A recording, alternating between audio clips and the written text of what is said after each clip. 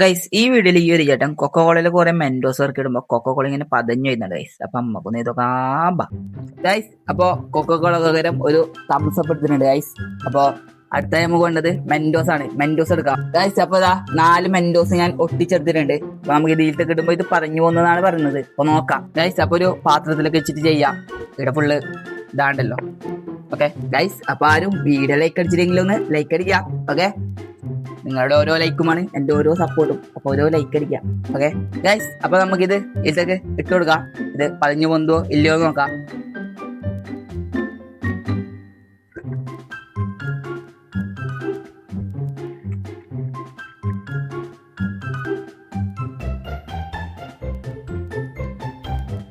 Guys ഇതൊന്നും സംഭവിക്കുന്നില്ല guys. ഇനിയിപ്പോ കളർ മെന്റോസ് എടുത്തോണ്ടായിരിക്കോ, വൈറ്റ് മെന്റോസ് എടുക്കാത്തോണ്ടായിരിക്കോ?